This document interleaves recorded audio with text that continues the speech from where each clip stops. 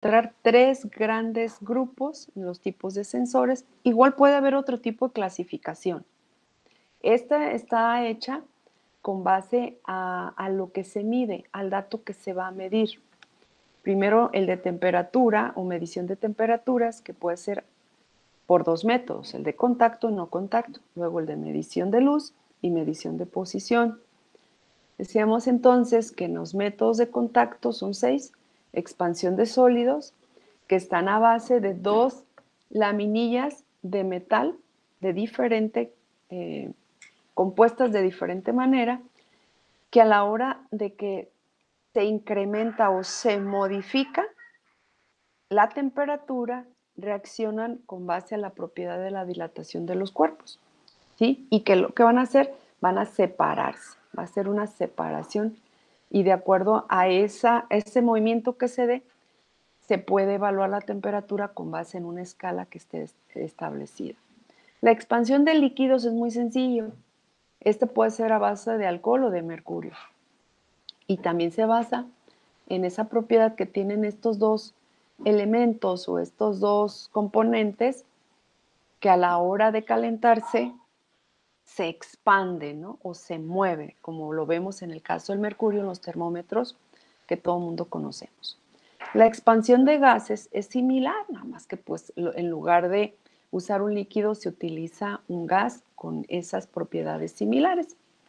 La unión termoeléctrica, también conocida termocupla, son muy parecidos a la resistencia eléctrica, nada más que está basada también en la unión de ciertos metales y que van a reaccionar también con base al incremento en la temperatura.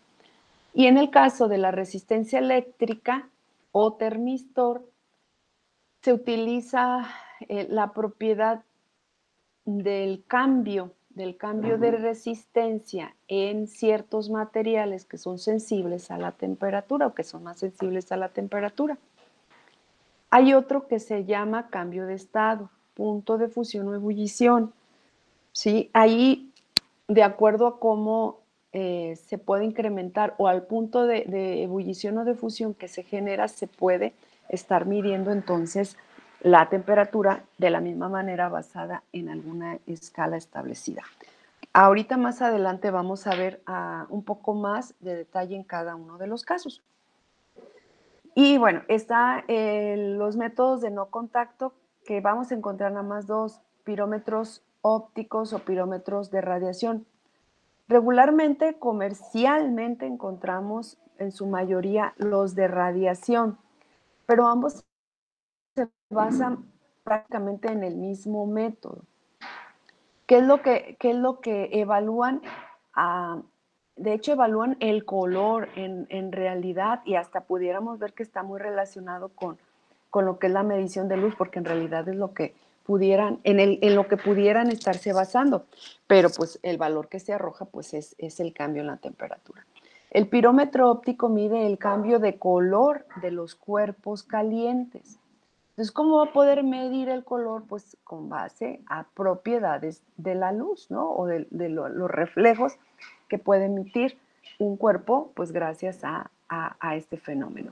Mediante la desaparición a la vista de un filamento de comparación. Acá adelante lo vamos a ver.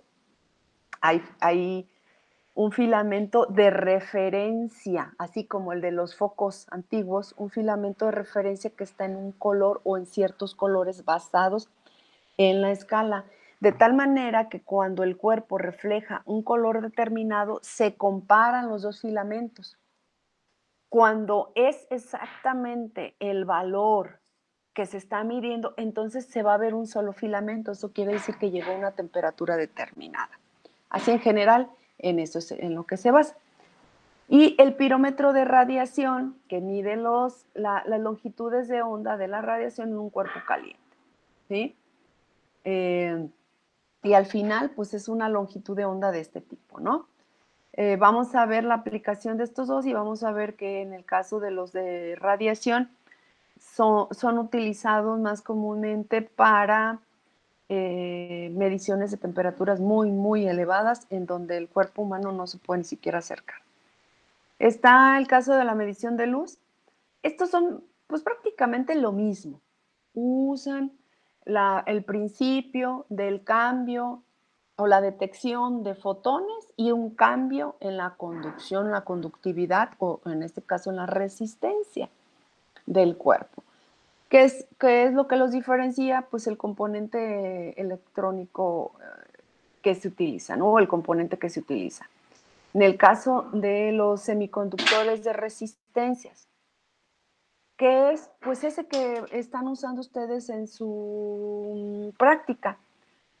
Es una fotoresistencia, que es una resistencia que tiene la propiedad de variar su valor de acuerdo al número de fotones que es capaz de detectar. Y con esto entonces va a poder permitir conducir o no los electrones. Y en el caso del fotodiodo, lo mismo, en los mismos términos, nada más que se utiliza un diodo como, como switch, porque al final eso es lo que resulta en la resistencia, en el diodo y el transistor. Hacen las veces de un switch.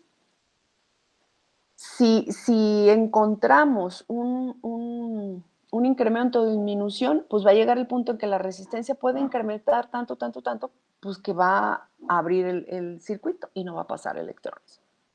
Igual el fotodiodo, si variamos, llegará el punto en que deja o no deja pasar la corriente.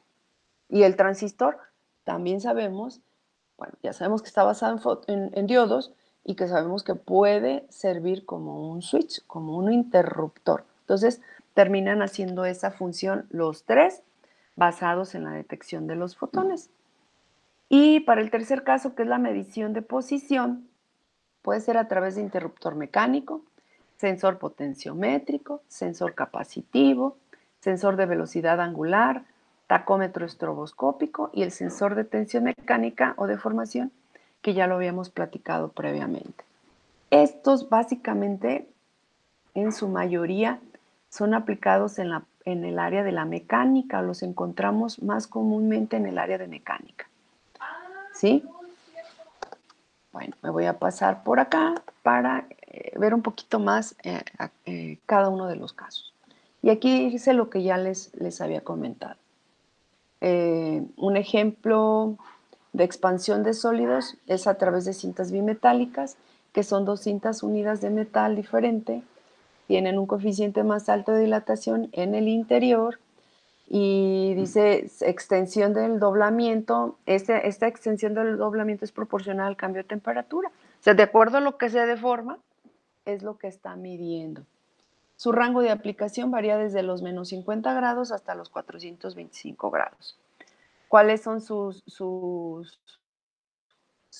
propiedades de límites? No, se me fue el nombre, fíjense. ¿La propiedad cuál es? Esa que vemos ahí. Entre las características que vimos ayer, el rango. Es el rango, ¿no? Que serían los límites inferiores y los superiores. Y el campo de trabajo, ¿cuál sería ahí, jóvenes? A ver si se quedó, a ver si quedó claro. ¿Cuál sería el campo de trabajo? Ayer lo expliqué, y que quede la evidencia aquí grabado. ¿Cuál es el campo de trabajo? Dígame. 475. Así es, 475. ¿Sí? Muy bien. ¿Cuáles son las ventajas de este? Ay, perdón. Es rápido, es exacta la respuesta, tiene una estructura maciza y fuerte, tiene una fácil lectura y se puede aplicar en ambientes corrosivos y de alta presión. Ojo, estos detalles, pues probablemente no se los voy a pedir en el examen y también ya quedó grabado. No les voy a decir, dime las ventajas de el sensor, el de expansión de sólidos. Pues la verdad no, porque realmente cuando ustedes ya van a ir a aplicar un sensor específico, pues eso es lo que yo quiero, que sepan que tienen que ver cuáles son sus características y en comparación a otro, cuál es la ventaja que les da uno u otro.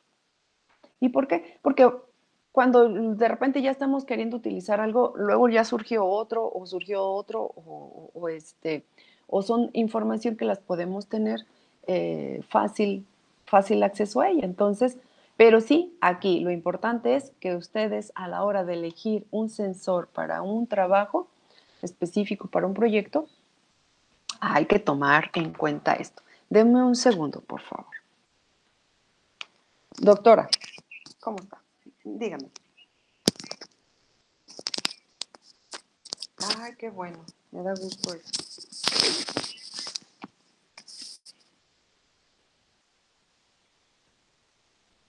No, no, no le he hablado.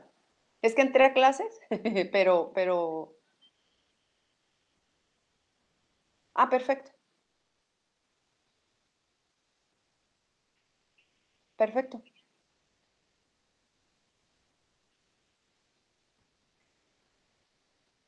perfecto. Yo creo que en una media hora más le llamo al director, nomás me desocupo y ya le llamo. Y ya le comento a usted también, le mando mensajito, ¿sale? Muy bien, doctora, gracias. Sí, qué bueno, me da gusto, sí, que no haya ningún problema. Gracias, doctora, que esté bien. Igualmente, adiós.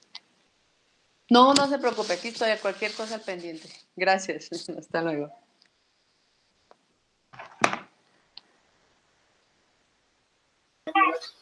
Maestra, disculpe, ¿estas diapositivas están en Ledi también? No, esas son mías y no se las voy a pasar. No, no es cierto. Es que fíjese que esta se me olvidó compartírselas. No, sí se las voy a pasar. De hecho, Ok, gracias. le sirve como complemento porque adicional a esto hay otro texto arriba que tiene que ver con lazo de control y que les amplía un poquito más. Sí, claro que sí, sí se las paso. Muy bien, gracias. De nada. Entonces, el asunto es ese, ¿sí? Es importante conocer las ventajas para poder hacer una mejor elección.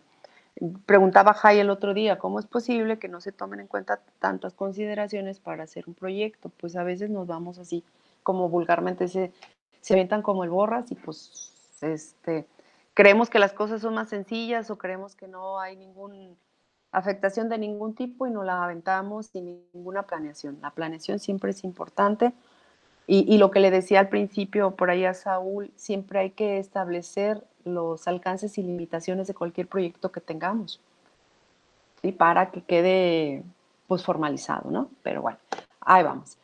La aplicación dice que algunas de estas se aplica sobre todo como sensor de temperatura en termihidrógrafos. Yo creo que es hidrógrafos, creo que está mal. Y me he de haber equivocado yo. Hidrógrafos no suena raro.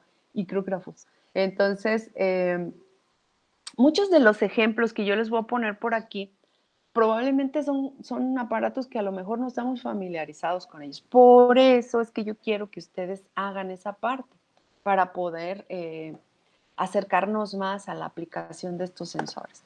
Bueno, como interruptor utilizando los movimientos de la cinta para activar o desactivar equipos. Ese es para el caso de la expansión de sólidos. En la expansión de líquidos, pues realmente no hay mucho que le podamos agregar. Se va a dilatar el líquido de acuerdo al incremento de calor, se expande a través del tubo capilar y puede ser alcohol o puede ser mercurio. Dependiendo de lo que se utilice, son el rango que se maneja.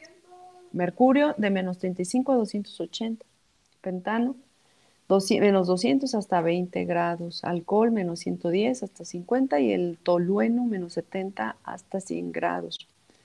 Por ahí han visto que en donde venden café, pides tu capuchino te lo tienen que dar a una temperatura específica, pues deben de ponerle este tipo de sensores que alcanzan temperaturas mucho más elevadas.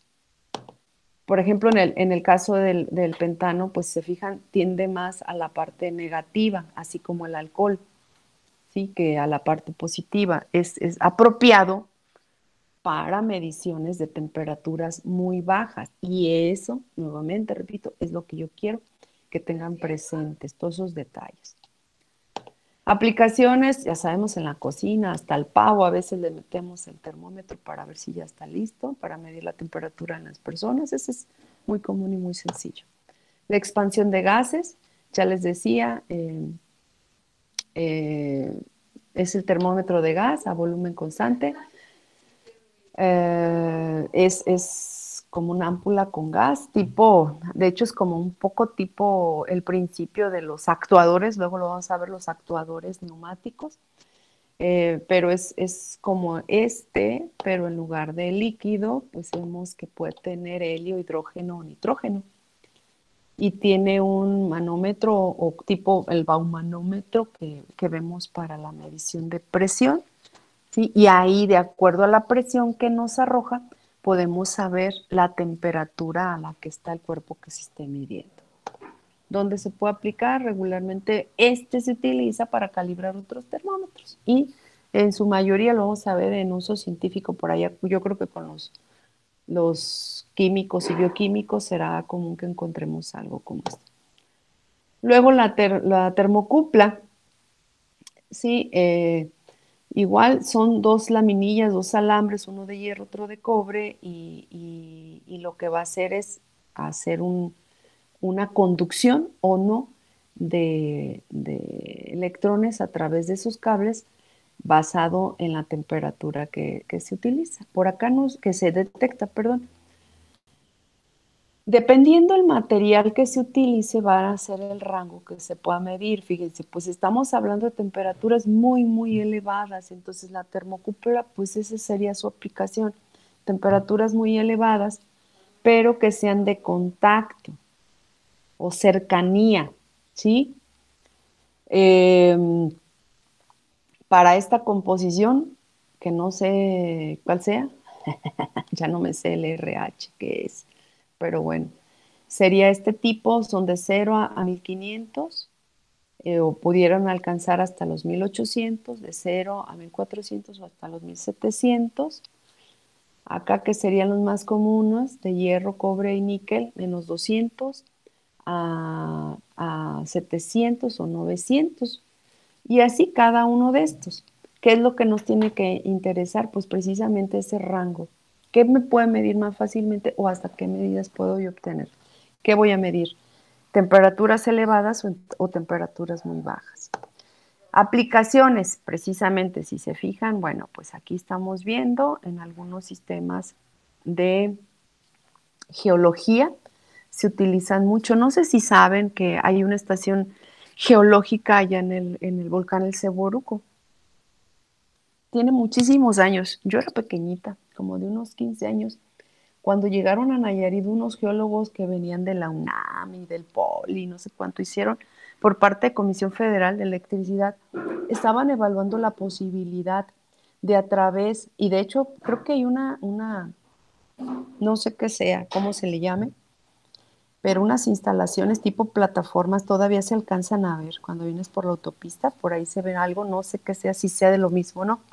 Pero en aquel entonces lo que vinieron a hacer es estudiar el suelo, porque de acuerdo a las características de las erupciones, pero sobre todo al tipo de erupción que hizo el Ceboruco, que es la lava, se sabe que tardan cientos de años en enfriarse. Entonces ellos buscaban que a través de ese calor que todavía está presente, tanto en las piedras como en la parte del cráter, se pudiera generar electricidad a base de calor. Y hacían este tipo de mediciones, iban haciendo perforaciones para ver cuál era la temperatura y si esa temperatura era posible, a través de esa temperatura era posible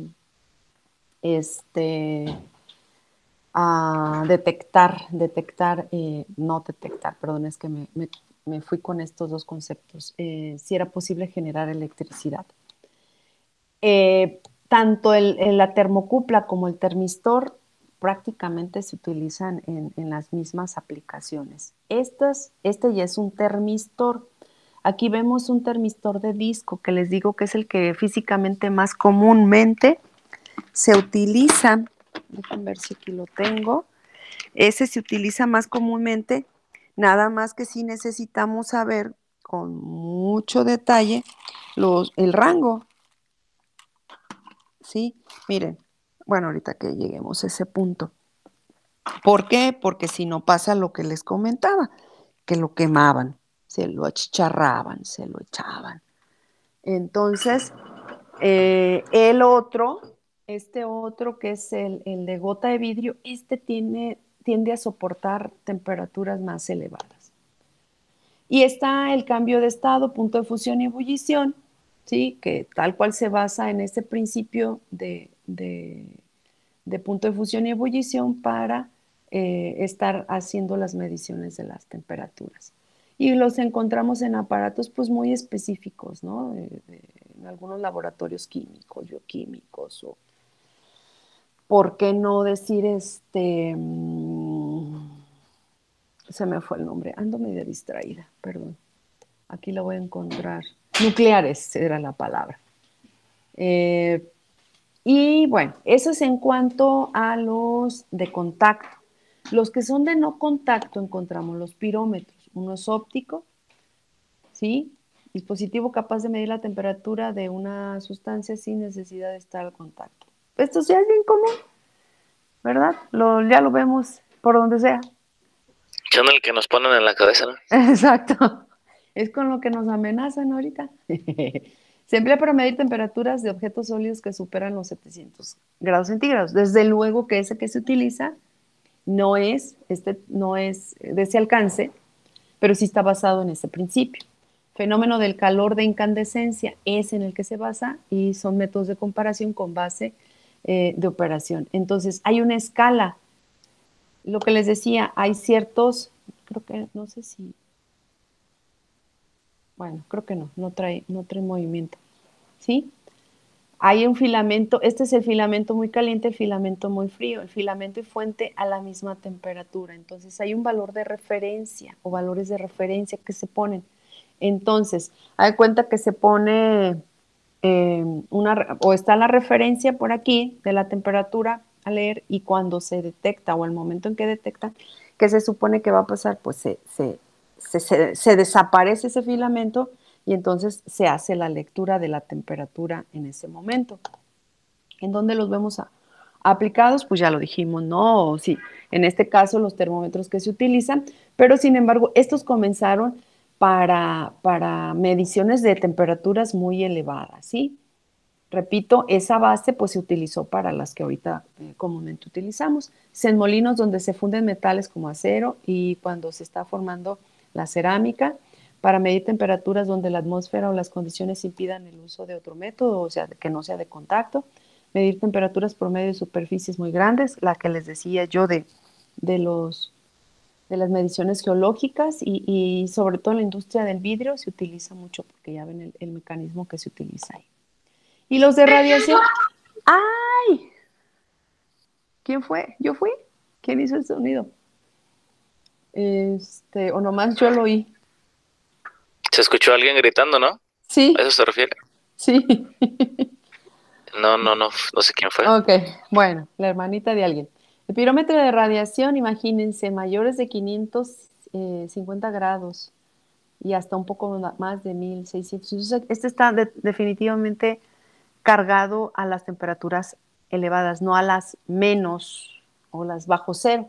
Esta pues no lo usaríamos jamás, sería un error decir voy a usar un pirómetro de radiación si quiero medir alguna temperatura bajo cero. Y se basa en que la intensidad de la energía radiante emitida por la superficie de un cuerpo negro aumenta proporcionalmente a la cuarta potencia de la temperatura absoluta del cuerpo, que sería este principio de este señor que lo propuso. Son unas formulitas que no necesito que las aprendan, pero sí saber dónde sería lo más común encontrarlas, estos sensores. Plantas nucleares para medir temperaturas de objetos que se muevan. Creo que al principio, por allá, cuando la gripe aviar fue, parece que sí, no sé, creo que fue en esta era todavía. Creo que fueron de los primeros que se utilizaron. Cuando se requiere gran velocidad de respuesta a los cambios de temperatura, donde las condiciones mecánicas de vibración, choques, acorde la vista de un par termoeléctrico caliente, o sea que no se puede realizar. Pero si se Maestra, fijan, mande. ahí en el apartado que dice cuando se requiere gran velocidad de respuesta a los cambios de temperatura, ¿eso es porque tiene la propiedad esa de que regresa muy rápido a cero? Exactamente. Y porque puede también detectar cambios súbitos en la temperatura.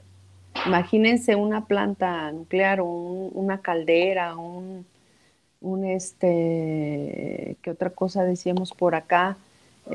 Molinos o la fabricación de vidrios, pues las temperaturas de repente, los hornos son muy potentes y si no vamos a ver el cambio lento, puede ser un cambio muy, muy drástico, muy, muy dramático y es capaz de detectarlo. Según yo, no sé que le alcancen a ver esto, ¿qué es? Parece un arma. Exactamente, no quise decirlo yo, pero se utilizan ahí, en la oscuridad, para darle al cuerpo que se mueve. Aquí lo dijo, objetos que se mueven, no quisieron decir humanos que se mueven, pero bueno, está bien. Este es una fotorresistencia, si la alcanzan a ver. Sí. Ahí está. De hecho, se ve como unas celditas. Se ve como unas celditas ahí. Ay, es que qué raro. Lo pongo justo en. Ahí está. Bueno, exactamente como lo ven aquí, así se ve. Sí, ya sabemos para qué es. Puede detectar la iluminación, la intensidad de iluminación. Y está basada en la propiedad de esos metales o de ese elemento que es capaz de variar su resistencia conforme la variación de los fotones. Aplicaciones, pues este es bien, bien común, bien fácil. De hecho, esta también se utiliza como una forma, como un sensor de proximidad, porque cuando ustedes arman un circuito como esto, hagan de cuenta que el taparle cortan el circuito y puede detectar entonces la presencia. Pasa por aquí, cuando es muy sensible es capaz de utilizar como una especie de sensor de presencia o proximidad también, que de acuerdo al cambio de intensidad pueda ser la proximidad del objeto. ¿Alguien iba a comentar? Maestra, yo tengo una duda. Ya, Sí. Eso de que la luz nocturna se enciende automáticamente, se puede ver claramente el ejemplo en las lámparas del alumbrado público, Exacto. pero ¿son fotoresistencias como las que nos venden en Marwen o en dónde se consiguen las que utilizan ya industrialmente? en ferreterías. Fotodiodo, ya habíamos dicho, prácticamente es algo igual, similar. Dice sensible a la incidencia de luz visible o también, esa es su característica, infrarroja.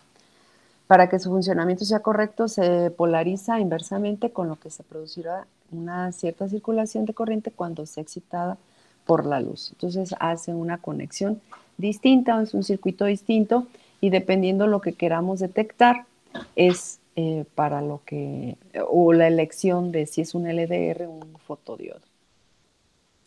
Los fotodiodos se comportan como células fotovoltaicas, ¿sí? Es decir, en ausencia de luz exterior generan una tensión muy pequeña con el positivo en el ánodo y el negativo en el cátodo. Esta corriente presente en ausencia de luz recibe el nombre de corriente de obscuridad, o sea, ¿cómo lo interpretan esto? ¿Cómo lo entienden?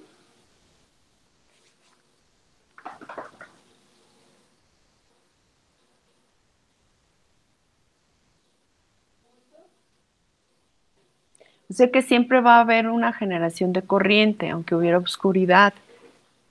Hay una tensión que es muy pequeña, pero sin embargo dice, hay una corriente por ahí, aunque esté en ausencia de luz. Y este es muy sensible a eso. O sea, no hay luz y regularmente pues lo que va a pasar es que no genera no se va a generar ninguna tensión, no va a haber corriente, no va a haber nada. Y esta, pues dice fotovoltaicas. Pareciera entonces que conserva energía. Muy común encontrar el foquito ese del lector de CD, es un fotodiodo. ¿Y qué es lo que te detecta realmente ahí? Pues está detectando la presencia, ¿no? Entonces, por eso les digo que la mayoría de las veces se utiliza para ese tipo de aplicaciones. El fototransistor es un transistor sensible a la luz, normalmente va a ser para infrarrojos. Ese sí lo tengo. Alarmas de presencia, ausencia de luz, cámaras fotográficas para regular la membrana del objetivo automáticamente, para conductor, receptores de fibra óptica. Este se utiliza. Lo tienen internamente las cámaras. Ya ahorita tienen un montón de cosas, ¿verdad? Probablemente las cámaras hace 20 años, 15 años, tenían este tipo de sensores. A leer posiciones. Los sensores de posición, que sería el interruptor mecánico, suelen ser aquellos que nos indican en qué lugar estará un objeto antes de que este mismo se mueva. Pero si bien resulta ser una tecnología excelente, debemos decir que muchas veces este tipo de sensores suelen fallar. Son utilizados para aquellos casos en donde una persona se pierde con su vehículo y no sabe cómo salir del lugar. Se supone que, si no me equivoco, en estos está basada lo que es la geolocalización. Pero déjenme encontrar por aquí algo más. Es que esto se me movió, ¿eh? Se movió, no es aquí, no sé por qué está así. Sensor potenciométrico, componente electrónico cuya resistencia es función del desplazamiento de un elemento móvil. De hecho, fíjense, ese sensor potenciométrico no es otra cosa más que la base de un potenciómetro como tal. Entonces, es cada ranurita representa una posición del sensor. Si recuerdan cómo es un potenciómetro. Entonces, está basado en esto, en el potenciómetro que ustedes conocen. Consiste en una resistencia fija con un contacto móvil, deslizante, lineal o giratorio que lo divide eléctricamente. Entonces, esta es una resistencia.